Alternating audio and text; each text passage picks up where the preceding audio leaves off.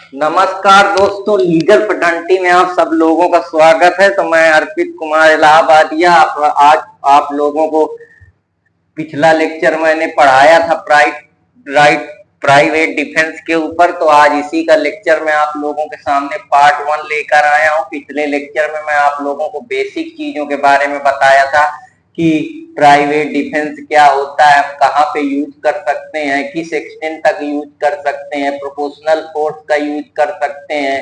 ये सारी चीजें मैंने Darshan Singh versus state of West Bengal के केस में आपको गाइडलाइंस भी बताई थी कि जब इमीनिएंट थ्रेट होता है तब हम इसका यूज कर सकते हैं, हमारी लाइफ लिंब को खतरा होता है तब हम यूज कर सकते हैं। ये प्रोपोर्शनेट में यूज किया जाता है, ये रिपेल की तरह नहीं यूज किया जाता। ये प्रिवेंटिव है कि अपने को प्रिवेंट करना है, सेल्फ डिफेंस के लिए है। ये हमारे जो आत्म रक्षा करनी होती है प्राइवेट डिफेंस, उसके बारे में ये बात करता है। तो ये प्राइवेट डिफेंस एक प्रकार का प्रिवेंटिव राइट है जो हमको बचाता है। अगर कोई एग्रेसर या अनलॉफुल कोई इंसान हमको हमारे ऊपर कोई फोर्स का यूज कर सकते हैं, तो अल्लाह हमको ये आजादी देता है कि हम अपनी बॉडी को प्रोटेक्ट कर सकते हैं, अपनी प्रॉपर्टी को भी प्रोटेक्ट कर सकते हैं। लेकिन जो फोर्स होना चाहिए वो एक रीजनेबल फोर्स होना चाहिए, एक्सेस फोर्स नहीं होना चाहिए। उस फोर्स का यूज हम तभी कर सकते हैं जब हमारी बॉडी को एक्चुअली थ्रीट हो, ऐसा हमको आशंका हो कि यहाँ पे हमको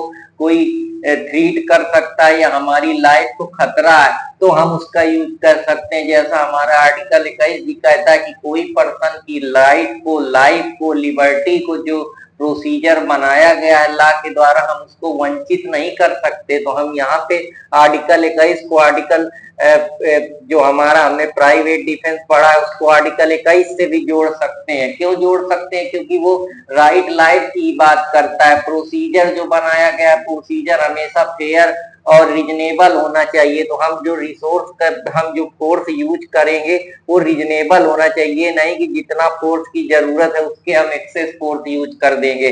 तो ऐसा हम नहीं कर सकते हैं। ये अगर हम इसको इंटरप्रिटेशन के एंगल से देखें तो ये जो हमारा लेजिस्लेचर की जो इंटेंशन है वो हमको एक डायरेक्शन दे रहा है, इसलिए ये डायरेक्टिव इंटरप्रिटेशन हम इसको कह सकते हैं कि जो कानून है, जो लेजिस्लेचर है, जो उसकी इंटेंशन है वो हमको डायरेक्शन दे रहा है कि किस किस चीजों पे कहाँ कहाँ तुम किस तरीके से प्राइवेट डिफेंस का यूज कर सकते हो। तो ये डायरेक्शन का मतलब है, ये डायरेक्टिव है, ये आपको दिशा निर्देश दे रहा है कि इस सिचुएशन में ही आप इस राइट को एक्सरसाइज कर सकते हैं। अगर इस सिचुएशन के अलावा अगर इसको आप कहीं पे प्राइवेट चीज पे यूज करते हैं या हम कह सकते हैं फ्री फाइट पे यूज करते हैं, तो वहां आप प्राइवेट डिफेंस नहीं ले सकते। तो ये जितनी भी कहानी दी है ये हमारी सेक्शन 34 में भारतीय न्याय संहिता में दी हुई है और ये जाके 44 में खत्म होती है। तो जो हमारा पूरा प्राइवेट डिफेंस है वो आर्टिकल 44 तक है। तो हम लोग 14 से 44 तक के प्रोविजन के बारे में एक एक करके पढ़ेंगे। तो मैं जो लोग प्राइवेट डिफेंस के बारे में ज्यादा नहीं जिनको पता, तो मैंने अपनी पिछली वीडियो में काफी सारी चीजें बताई थी। तो प्राइवेट डिफेंस का मतलब होता है जहां आप अपनी बॉडी को प्रोटेक्ट करते हैं, अपने बॉडी को प्रोटेक्ट करते हैं, अपनी लाइफ को प्रोटेक्ट करते हैं, अपनी प्रॉपर्टी को प्रोटेक्ट करते हैं और साथ ही साथ ये लाइफ कहीं ना कहीं दूसरे लोगों को भी कुछ हद तक एक आजादी देता है कि आप दूसरों के लिए भी इस राइट का यूज कर सकते हैं अगर उनकी बॉडी को प्रॉपर्टी को कुछ खतरा हो रहा है। तो इसको हम इस तरीके से देखते हैं। जैसे एक बार जॉर्डन पीटरसन ने कहा था कि यदि आप क्रूरता करके सक्षम नहीं है, अगर मान लीजिए आप क्रूरता करने में सक्षम नहीं है, तो आप निश्चित रूप से उन लोगों का शिकार हो जाएंगे जो क्रूरता करने में सक्षम है।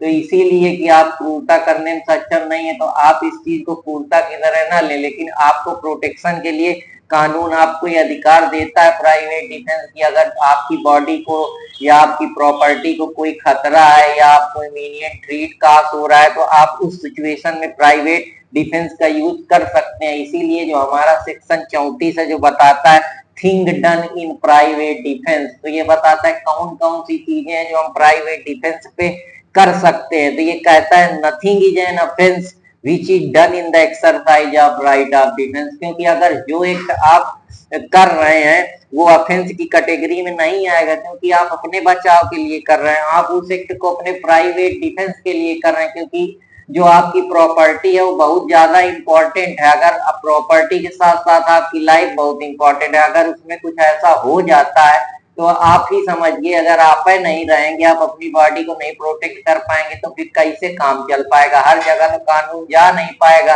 इसीलिए जो सरकार है, जो हमारी लेजिस्लेचर है, जो हमारे लेजिस्लेचर के बड़े बड़े लोग वहां पे इस कानून को ड्राफ्ट करे हैं, वो इसी मकसद से करे हैं कि लाइफ बहुत इंपॉर्टेंट चीज है इंसान की। अगर वो नहीं प्रोटेक्ट होगी तो इंसान कैसे सोसाइटी में जी पाएगा। जैसे बड़ी मछली को छोटी मछली तालाब में नहीं, बड़ी मछली छोटी मछली को नहीं जीने देती, जैसा थॉमस हॉब्स का कहना है। तो ये कई सारी चीजें, जैसे सिग्मंड फ्रॉइड जो एक साइको एनालिसिस फिलोसफर है, वो कहते हैं कि इंसान जब बच्चा होता है वो जन्मजात से ही उसके अंदर ईगो आ जाता है। ईगो आने का यही कारण है कि वो जो करना चाहता है सोसाइटी उसको करना नहीं देती है, क्योंकि वो फ्री विल के साथ आता है। लेकिन जब सोसाइटी के कुछ नियम है, कस्टम है, उन पे बंध जाता है तो कभी कभी वो उन चीजों को नहीं करता है जिससे वो अपने आप को प्रोटेक्ट करता है, अपनी बॉडी को प्रोटेक्ट करता है। कुछ चीजों में वो जानबूझकर जैसा करना चाहिए वैसा नहीं कर पाता है तो उसमें खुन्नस पैदा होती है, तो वो भी एक इम्पोर्टेंट रोल प्ले करता है। तो ये सारे प्रिंसिपल है जो बहुत इंपॉर्टेंट रोल प्ले करते हैं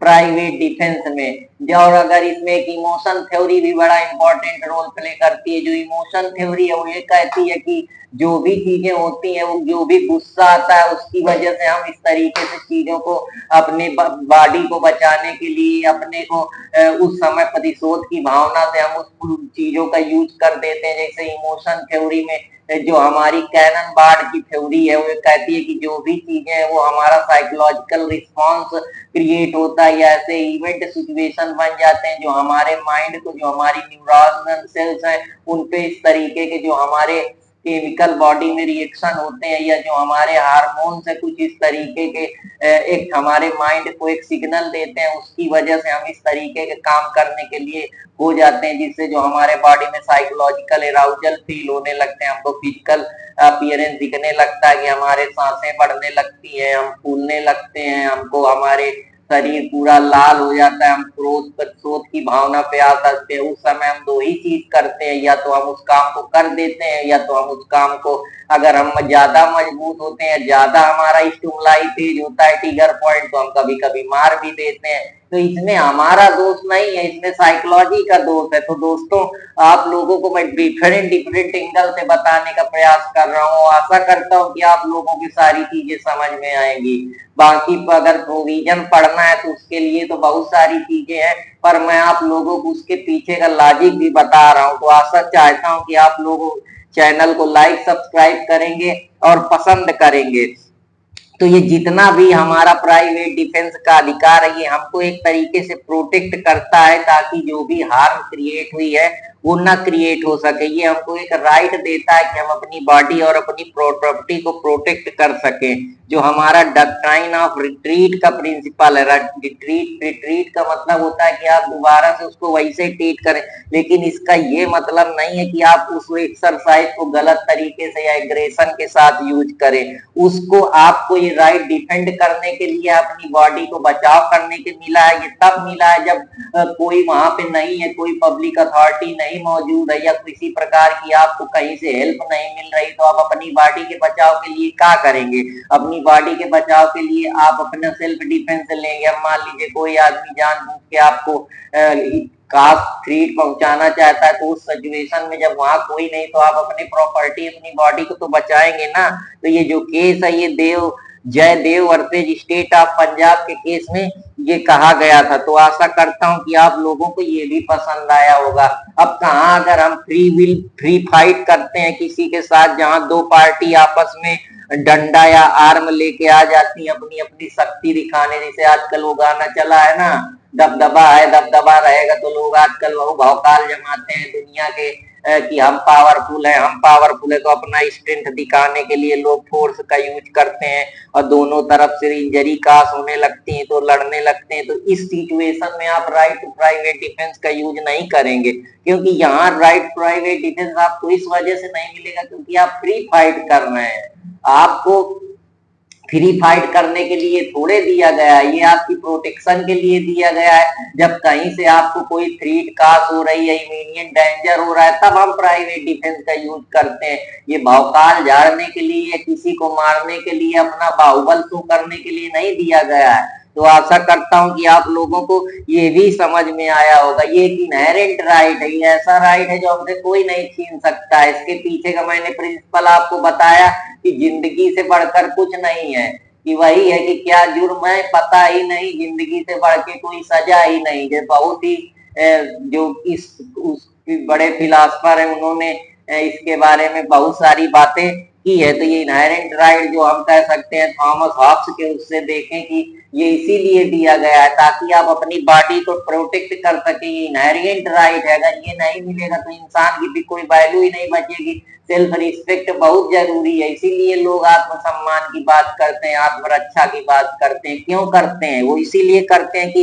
उनको एक इनहेरेंट राइट है। इनहेरेंट का मतलब ये ऐसा राइट है जो इनहेरिटली चला आ रहा है, जब से आदमी पैदा होता है तब से ही उसको एक्वायर करके बैठा है। अगर हम इसको पॉलिटिकल साइंस में देखें तो ये नेचुरल लॉ है या ह्यूमन राइट है, या हम कह सकते हैं ये हमारा प्राकृतिक कानून है जो हमसे कोई नहीं छीन सकता। हम जब से पैदा हुए हैं तब से हम इस राइट को लेके बैठे हैं, जो हमको प्रोटेक्ट करता है, हमारी बॉडी को, हमारी प्रॉपर्टी को। क्योंकि थॉमस हॉब्स का मानना है कि समाज में बड़ी मछली छोटी मछली को नहीं जीने देगी, तो इसीलिए सोशल कॉन्ट्रैक्ट बनाया गया और ये राइट दिया गया कि हर इंसान को अपनी बॉडी प्रोटेक्ट करने का अधिकार है। तो इस तरीके से आप इसको कर सकते हैं। जैसे इसका Devnarayan versus state of Uttar Pradesh के केस में ये कहा गया था कि जो इनहेरेंट राइट है वो हमको प्रोटेक्ट करने के लिए, ताकि हम अपने बॉडी को प्रोटेक्ट कर सके। जो हमारे खिलाफ अनलॉफुल एग्रेसर है, जानबूझ के हमको मारना चाहते हैं, थ्रेट कास्ट करना चाहते हैं, जैसे अभी सलमान खान को धमकी दे रहा है लॉरेंस बिश्नोई, तो अब सलमान खान अपने सेल्फ डिफेंस के लिए यूज कर सकता है अगर उसकी लाइफ लिबर्टी को कभी खतरा होता है या ऐसी सिचुएशन बनती है। जैसे अभी बाबा सिद्दीकी का मर्डर हो गया, तो बाबा सिद्दीकी के पास इतना मौका ही नहीं रहा कि वो अपना right to private defence use करें, क्योंकि गोली जो है दूर से मारी गई, तो इस वजह बाबा सिद्दीकी के पास मौका ही नहीं रहा। बाबा सिद्दीकी काफी बड़े लीडर है महाराष्ट्र के। तो आप इस तरीके से इन चीजों को देख सकते हैं, समझ सकते हैं कि ये अकेले जो सेल्फ डिफेंस है वो आपकी बॉडी और प्रॉपर्टी को, ताकि कोई जियोपाइड न कर सके, ये रिटेलिएट की भावना से नहीं है, ये आपके सेल्फ डिफेंस के लिए दिया गया ताकि आप अपनी बॉडी को प्रोटेक्ट कर पा सकें। तो आशा करता हूं कि आप लोगों को ये भी समझ में आया होगा। अब इसका मैं आप लोगों को एक डायमेंशन और बताता हूं, प्रीपोंडरेंस ऑफ लाइबिलिटी। प्रीपोंडरेंस का मतलब होता है कि किसी चीज की कितनी प्रबलता है, कि कितनी उसमें इंटेंसिटी है, कितने चांस है, किस प्रकार से वो एक इंटायर एक्सीडेंट काज कर सकता है, बड़ी प्रॉब्लम। और उसकी वजह से जो हमारी प्राकृतिकता है उससे ये पता चलता है कि इसके चांस कितने एक्चुअली में वहां प्राइवेट डिफेंस में कितनी प्रोबेबिलिटी बनती है। क्या मामला ऐसा बन रहा है उस एक्सीडेंट के समय कि हम वहां पे अपनी बॉडी को प्रोटेक्ट करने के लिए ड्यू कायरकेशन का यूज करते हुए अपने आप को प्रोटेक्ट कर पाए। तो ये हमको यही कहता है कि राइट टू प्राइवेट डिफेंस है जो हमको पूरी तरीके से उस सिचुएशन पे यूज करना चाहिए जहां पे उसकी जरूरत है। प्रॉपर केयर कासन का ध्यान रखते हुए उस चीज को हमको यूज करना चाहिए, ताकि जो प्राइवेट डिफेंस में हम जब बर्डन ऑफ प्रूफ में, जो अब इंडियन एविडेंस में पढ़ते हैं कि बर्डन ऑफ प्रूफ में एक्यूज के पास ये अधिकार है कि वो ये कोर्ट के सामने अपना एविडेंस दे सकता है कि हाँ मैं इस पर्टिकुलर एक्सेप्शन में आता हूं, मैं इस प्राइवेट डिफेंस का यूज कर सकता हूं, इसलिए मुझको यहाँ पे डिस्चार्ज किया जाए। यहाँ मेरी प्रोबेबिलिटी ना के बराबर बनती है, बनती है तो उसके पीछे मैंने क्या कारण यूज करें, क्या सरकमस्टेंसेस थे, कौन कौन से चीजें उसके लिए रिस्पॉन्सिबल थी, मैंने अपना पूरा विवेक का ध्यान का यूज करते हुए केयर कासन जो गुड फेथ पे मैंने अपनी बॉडी को प्रोटेक्ट करने के लिए किया है, ना कि किसी को मारने के लिए या एक्ट ऑफ एग्रेशन या रिट्रीट की भावना से। तो आशा करता हूं कि आप लोगों को ये भी पसंद आया होगा। अगर पसंद आया तो कृपया लाइक सब्सक्राइब अर्पित कुमार इलाहाबादिया के चैनल को करना ना भूले। इसके लिए आप लोगों को बताता हूँ एक बड़ी बढ़िया शायरी की, कभी किसी दूसरे के भरोसे न रहना कि स्टेट तुमको प्रोटेक्ट करने आएगा। मान लीजिए अब स्टेट के पास इतनी कैपेबिलिटी ही नहीं है या पुलिस फोर्स नहीं है और कहीं काम पे लगी तो सबको घर घर तो स्टेट नहीं प्रोटेक्शन देगा। इसीलिए हमारे को प्रोटेक्ट करने के लिए कानून हमको अधिकार देता है कि जहां हमारी पब्लिक अथॉरिटी नहीं जा सकती वहां आप अपनी बॉडी को प्रोटेक्ट कर सकते हैं। तो आशा करता हूं कि आप लोगों को ये भी पसंद आएगा कि साया बनकर साथ चलेंगे इसके भरोसे मत रहना, कि साया बनकर साथ चलेंगे इसके भरोसे मत रहना, और अपने हमेशा अपने रहेंगे इसके भरोसे भी मत रहना। और सावन का महीना आते बादल तो छा जाएंगे, सावन का महीना ही आते बादल तो छा जाएंगे, पर हर हाल में बरसेंगे इसके भरोसे मत रहना। और सूरज के मानिंद सफर में रोज निकलना पड़ता है दोस्तों, जैसे सूरज रोज निकलता है वैसे आपको भी अपने सफर में निकलना है। बैठे बैठे दिन बदलेंगे इसके भरोसे मत रहना। तो ये ना सोचो कि बैठे बैठे सब हो जाएगा, मेहनत करनी पड़ेगी और मेहनत ही से सब कुछ होगा। कि बहती नदी में कच्चे घड़े हैं रिश्ते नाते हुस्न वफा, जैसे बहती नदी है उसमें कच्ची चीजें हैं कि ये सब रिश्ते नाते हुस्न वफा, कि दूर तलक ये बहते रहेंगे इसके भरोसे मत रहना। जरूरी नहीं है कि हमेशा साथ रहेंगे, हर से लड़ाई होगी, हर से झगड़े होंगे, तो ये सब हमेशा साथ नहीं रहेंगे, ये दूर तलक बहते रहेंगे इसके भरोसे मत रहना। तो आपको किसी के भरोसे नहीं रहना, अपनी बॉडी को प्रोटेक्ट करना है। सरकार के भरोसे नहीं रहना कि सरकार आपको हर जगह प्रोटेक्शन देती घूमेगी। प्रोटेक्शन के लिए आपको अपने आप को सेल्फ डिफेंस दिया गया है, उस यूज कर सकते हैं। अगर आपको अपनी बॉडी को इमीडिएट ट्रीट हो रहा है या कास हो जाए या right to life and liberty की आपकी प्रॉब्लम हो रही जो आर्टिकल 21 हमको बताता है, तो हम राइट टू प्राइवेट डिफेंस का यूज कर सकते हैं। लेकिन हम जितना फोर्स की रिक्वायरमेंट है उतना ही करेंगे और अपनी इसको हम प्रतिशोध की भावना से नहीं करेंगे। हम अपनी बॉडी को प्रोटेक्ट करने के लिए करेंगे, अपने शरीर को बचाने के लिए करेंगे। हम इसको एक प्रिवेंटिव एक्शन की तरह यूज करेंगे कि हमको प्रिवेंट करना है, हमको अपनी लाइफ से खिलवाड़ नहीं करना, ना किसी को अपनी बॉडी से खिलवाड़ करने देना है। तो ये इसलिए इंपॉर्टेंट रोल प्ले करता है क्योंकि जैसा जॉन लॉक कहते हैं कि प्रॉपर्टी एक बहुत इंपॉर्टेंट मुद्दा है जिसकी वजह से ही समाज में कॉन्फ्लिक्ट हुए। क्योंकि जब लोगों ने प्रॉपर्टी एक्वायर करना शुरू कर दिया तो प्रॉपर्टी की वजह से जो हम लोग कार्ल मार्क्स का पढ़ते हैं कि हैव एंड हैव नॉट, वो वही है कि जिसके पास मीन्स ऑफ प्रोडक्शन आ गया। और या बहुत सारे लोग कहते हैं कि जो लोग प्रॉपर्टी दे देते थे तो उसकी वजह से ये पता चलता था कि एक्चुअली में ये बच्चा किसका है। तो हम कभी एशियंट जब मैं सोशियोलॉजिकल चीजें आप लोगों को पढ़ाऊंगा तो मैं उसके बारे में बात करूंगा। फ्रेडरिक एंगल्स का व्यू है तो उस चीजों पे मैं डिटेल में बात करूंगा। हालांकि वो अभी हमारे मुद्दे की बातें नहीं है तो मैं उनको थोड़ा दूर रखना चाहता हूं और आशा करता हूं कि आप लोगों को पसंद आएंगी। कि नजदीकियों में दूर का मंजर तलाश कर, नजदीकियों में दूर का मंजर तलाश कर, जो हाथ में नहीं है वो पत्थर तलाश कर। और सूरज के इर्द गिर्द भटकने से क्या फायदा, सूरज के इर्द गिर्द भटकने से क्या फायदा, दरिया हुआ है गुम तो समुंदर की तलाश कर। और कोशिश भी कर, उम्मीद भी कर, रास्ता भी चुन, फिर इसके बाद मुकद्दर की तलाश कर। कि सब कुछ करना है, कोशिश भी करना है, हिम्मत भी करना है और सब कुछ होगा, मुकद्दर भी मिलेगा। तो दोस्तों लड़ते रहना है, कोई भी सिचुएशन आए हार नहीं मानना है। अगर चल नहीं सकते हो तो बैठो, बैठ नहीं सकते हो तो रेंगो, पर काम करते रहो क्योंकि काम ही है जो आपको अपनी पहचान दिलाएगा। जो लोग काम नहीं करते हैं उनकी पहचान खत्म हो जाती क्योंकि तुम्हारा अस्तित्व तुम्हारे कर्म से है। इसीलिए कर्म को प्रधान माना गया, कहा गया है कि कर्म ही पूजा है, वर्क इज वर्शिप। तो please be aware and do hard work as possible as you can so that you can make your life better and makes your parents proud. So I will deal here with some lecture about right to private defense. So in order to learn these topics we must understand the basic. I think you people have understand sufficiently well. So let's discuss one by one, and here I will discuss the lecture of private defense. And now we will move to the section 35 which is talk about right to private defense of body and property. तो ये क्या कहता है, इसके बारे में भी जरा मैं बात कर लेता हूँ। ये कहता है कि राइट ऑफ प्राइवेट डिफेंस जो बॉडी एंड प्रॉपर्टी के लिए दिया जाता है। क्यों दिया जाता है? क्योंकि बॉडी एंड प्रॉपर्टी ही दो चीजें हैं जो संसार की सबसे जरूरी है। अगर बॉडी ही नहीं होगी तो मटेरियल का कोई मतलब ही नहीं रहेगा, और प्रॉपर्टी होगी तो मटेरियल की वैल्यू रहेगी। इसलिए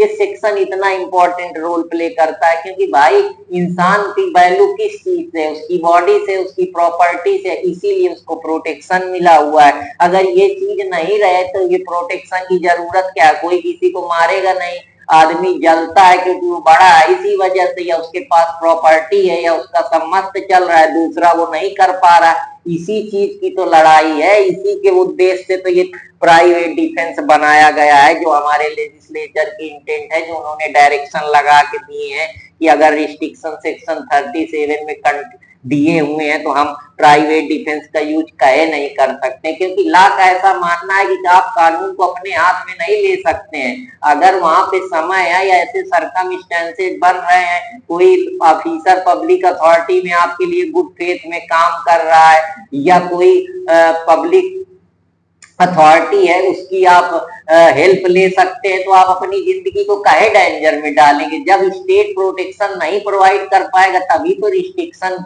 तभी तो जरूरत पड़ेगी आपको अपने सेल्फ राइट को एक्सरसाइज करने की, वरना क्या जरूरत पड़ेगी? आप बताइए। तो ये सारी चीजें हैं, तो आशा करता हूं कि आप लोगों को ये भी पसंद आएंगी। जैसे इसमें प्रॉपर्टी है, प्रॉपर्टी दो प्रकार की हो सकती है, चल संपत्ति, एक अचल संपत्ति जिसको मूवेबल और दूसरे को इमूवेबल प्रॉपर्टी बोलते हैं। तो ये भाई आपकी, क्योंकि प्रॉपर्टी और बॉडी दो ही इंपॉर्टेंट चीज है जो आप प्रोटेक्ट करेंगे, बचाव करेंगे, क्योंकि इनका इंपॉर्टेंस है। बाकी चीज में आप कहे फर्जी दिमाग लगाएंगे, आप उन चीजों को प्रोटेक्ट करने की कोई जरूरत नहीं है, क्योंकि उनकी कोई इंपॉर्टेंस नहीं है। इस संसार में उसी चीज की इंपॉर्टेंस है जिसकी यूटिलिटी है, जिसकी वैल्यू है, जिसकी कीमत है। जिसकी कीमत नहीं है उसकी कोई वैल्यू नहीं है।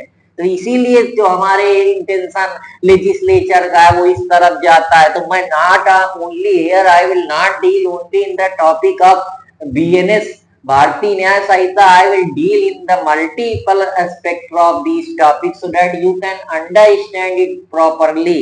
So I think, I hope people you will understand this concept in a very well manner. So I will deal one by one in a very detailed and lucid manner. So please be patient and give lots of credit to yourself and me also, so that we can do wonder together. So अब हम लोग चलते हैं आगे। अब movable property और immovable property में क्या होगा? या तो चोरी होगी, या तो रॉबरी होगी, या तो क्रिमिनल ट्रेसपास होगा, यही सारी चीजें। तो प्रॉपर्टी के कौन कौन से ऑफेंस आप आईपीसी में पढ़ते हैं? यही तो पढ़ते हैं, ये रॉबरी है, ये डकैती है, ये चोरी है, ये क्रिमिनल ट्रेसपास है। उन्हीं चीजों में अब आपकी बॉडी पे आके, आपके प्रॉपर्टी पे आके कोई आदमी आपको खतरा करेगा, चोरी करेगा, तो आप बैठे सोनातर सांप की तरह बैठे तो नहीं रहेंगे। आप कुछ प्रतिशोध की भावना से अपने बॉडी को प्रोटेक्ट करने के लिए, अपनी प्रॉपर्टी को प्रोटेक्ट करने के लिए प्राइवेट डिफेंस का यूज करेंगे या नहीं करेंगे? अगर वहां पे आप स्टेट को नहीं बुला सकते, अथॉरिटी नहीं मौजूद हो सकती है, तो वहां पे तो आपको अधिकार मिला है, तो आप बिल्कुल एक्सरसाइज करेंगे। अब आपके सामने कोई सामान लेके जाएगा तो आप चुपचाप तो नहीं खड़े रहेंगे, तमाशा देखेंगे, कुछ ना कुछ तो रिएक्ट करेंगे ना। तो उसी सारी चीजों के लिए ये बनाया गया है। जो चैप्टर 6 है हमारा भारतीय न्याय संहिता में, वो हमको बताता है कि हमारी जितनी भी ह्यूमन बॉडी से रिलेटेड ऑफेंस है उस पे हम राइट टू प्राइवेट डिफेंस का यूज कर सकते हैं। तो क्यों कर सकते हैं, मैं उसके पीछे लॉजिक बताता हूँ।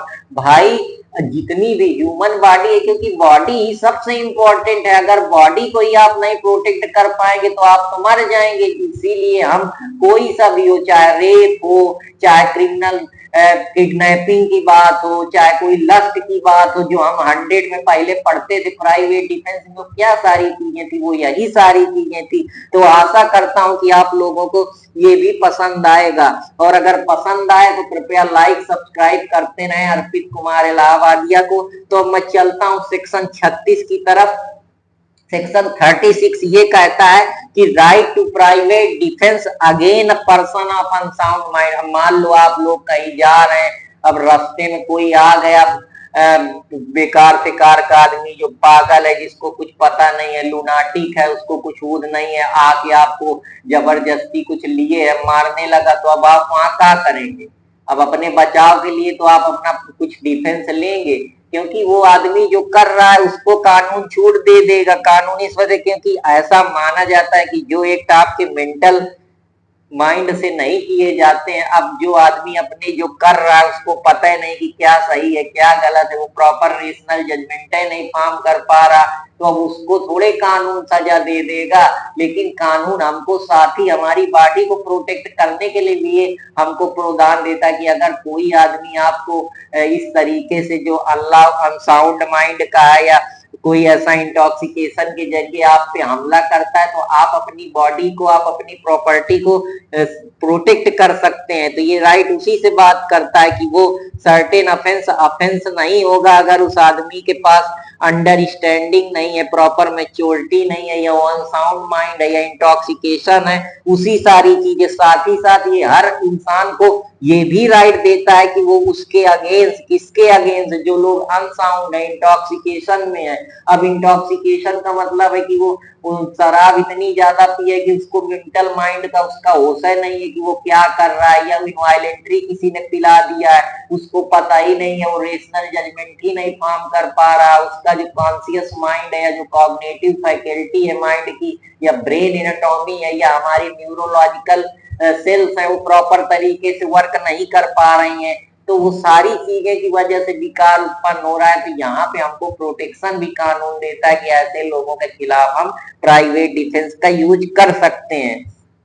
जैसे इसमें एक जेड पर्सन है जो अनसाउंड माइंड का है, वो ए को मारने चला है कि मार देगा, तो जेड के पास ये अपराध है, जेड के पास ये मौका है कि वो अपना प्राइवेट डिफेंस का यूज करके इस वक्त चीज को रोक सकता है, और उसके लिए अपराधी नहीं घोषित होगा, क्योंकि वो इस काम को रीजनेबल तरीके से कर रहा है। वो सरकमस्टेंसेज में वो जो एक्ट कर रहा है वो जस्टिफाई है, वो प्रतिशोध की भावना से नहीं कर रहा है, वो प्रिवेंशन के तरीके से उसको कर रहा है, अपने सेल्फ डिफेंस का यूज कर रहा है। तो ये सारी चीजें हैं। तो आशा करता हूं कि आप लोगों को ये भी समझ में आया होगा। अब जैसे एक आदमी ए है जो रात को इंटर होता है कि वो अपने घर में चला जाए गुड फेथ में, लेकिन जो ए है उसको ऐसा लगता है कि वो हाउस ब्रेकर है, तो वो ऐसा उसको लगता है, वो जो सोचना चाहिए वो नहीं सोच पा रहा, उसको मिसकंसेप्शन हो गया है। जो एक्चुअली में फैक्ट है वो ऐसा ना उस फैक्ट को प्रतीत करके उसको दूसरी तरीके से इंटरप्रेट कर रहा है,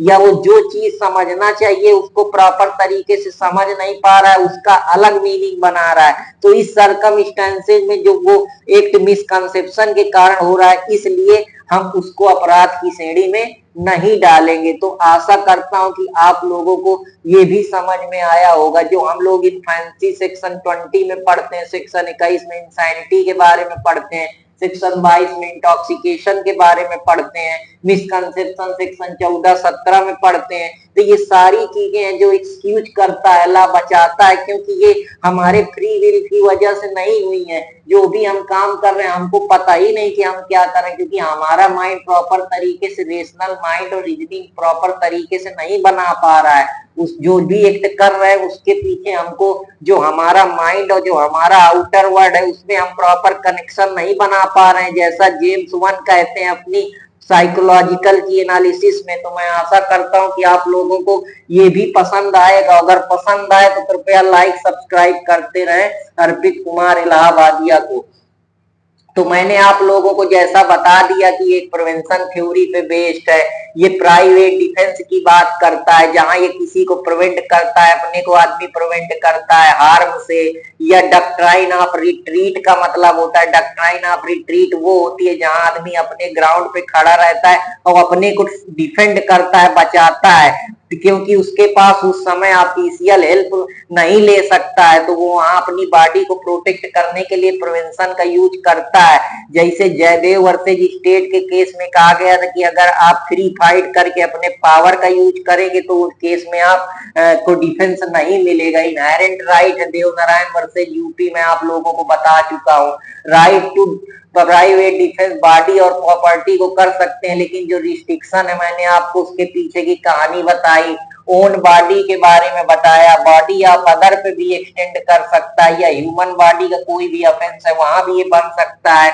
प्रॉपर्टी अगर मूवेबल इमूवेबल है, या कोई पर्सन है जो जो थिफ्ट करता है, रॉबरी करता है, मिसचीफ करता है, कोई क्रिमिनल टेस्ट पास करता है, या कोई इनसे रिलेटेड अटेम्प्ट करता है, तो भी आप प्राइवेट राइट का यूज कर सकते हैं, डिफेंस का यूज कर सकते हैं। तो ये सारी चीजें, राइट टू प्राइवेट डिफेंस, अगर अनसाउंड माइंड है तो अदरवाइज सर्टेन ऑफेंस में आप कर सकते हैं। वांट ऑफ अंडरस्टैंडिंग में, अनसाउंड माइंड में, इंटॉक्सिकेशन में, तो हमने जितना पढ़ा हम उसको यहाँ पे रिकॉल कर रहे हैं। या कोई right to private defence again the person, अगर उसके पीछे ये है कि रीजन ऑफ एनी मिसकंसेप्शन में कर रहा है, जैसे वो यहाँ सोच रहा है कि नाइट में वो यहाँ चोरी करने आ रहा है, लेकिन वो एक्चुअली उसी का, उसके पास वो जाने का इंटाइटलमेंट है, तो यहाँ उसको ऑफेंस की कैटेगरी में नहीं डाला जाएगा, क्योंकि वो पूरी तरीके से जो काम कर रहा है वो रीजनेबल है। तो आशा करता हूं कि आप लोगों को ये भी पसंद आया होगा। अगर पसंद आया तो कृपया लाइक सब्सक्राइब करते रहें और अर्पित कुमार इलाहाबादिया को सपोर्ट करते रहें। तो कल आप लोगों को फिर पढ़ाऊंगा आगे के सेक्शन 35, जहां हम प्राइवेट डिफेंस का यूज नहीं कर सकते, तो क्यों नहीं कर सकते उसके पीछे की कहानी बताऊंगा आप लोगों को। फिर मैं आप लोगों को 39, 40 और 41, 42 के जो प्रोविजन है सब बताऊंगा कि कहाँ पे अगर हार्म डेथ के ज्यादा हो जाती तो उन मामलों में क्या होगा। प्रॉपर्टी अगर एक्सटेंड करती है, उसकी वजह से कास हो जाती है डेथ, तो उसके बारे में बात करेंगे। फिर कहाँ हम कमेंसमेंट होगा जहां हम प्राइवेट डिफेंस का यूज कर पाएंगे, कंटिन्यू हम अपनी बॉडी को, प्रॉपर्टी को प्रोटेक्ट कर पाएंगे। फिर हम डेडली असॉल्ट के केसेस में जहां रिस्क है हमारी जिंदगी को, अगर कोई इनोसेंट पर्सन के द्वारा कुछ हो जाता है, तो इन सारे मामलों पे मैं डील करूंगा 1 बाय 1। पर आशा करता हूं कि आप लोग चैनल को लाइक सब्सक्राइब करते रहेंगे और कमेंट करते रहेंगे अर्पित कुमार इलाहाबादिया को। तो आप लोगों के लिए कुछ और शायरियां लाया हूं तो सुनाता हूं, तो आप लोग बस पढ़ते रहिए और आराम से करते रहिए। धीरे धीरे मैं इसके एमसीक्यू भी लाऊंगा, जैसे ये चैप्टर खत्म हो जाएगा तो इसके बारे में मैं आप लोगों को डिटेल में पढ़ाऊंगा। बस आप लोगों का सहयोग, प्यार और चीजों का आकांक्षी हो। तो अब यहाँ पे मैं आप लोगों से बात करता हूँ, कुछ और चीजें आप लोगों के लिए लाया हूँ। तो अच्छा लगे तो कृपया लाइक करिएगा, सब्सक्राइब करिएगा। कि हाले दिल मुझसे न पूछो, हाले दिल मुझसे न पूछो मेरी नजरें देखो, हाले दिल मुझसे न पूछो मेरी नजरें देखो, और राज दिल के तो निगाहों से अदा होते हैं, और राज दिल के निगाहों से अदा होते हैं। और मिलने को तो मिला करती है सबसे आंखें, दिल आ जाने से अंदाज जुदा होते हैं। और ऐसे हंस हंस के न देखा करो सबको जानी, लोग ऐसी ही अदाओं पे फिदा होते हैं। तो दोस्तों ये कुछ आप लोगों के लिए इम्पोर्टेंट शायरियां थी जो मैं आप लोगों को सुना रहा हूं। आशा करता हूं कि आप लोगों को पसंद आएंगी और आप लोग लाइक सब्सक्राइब करते रहेंगे।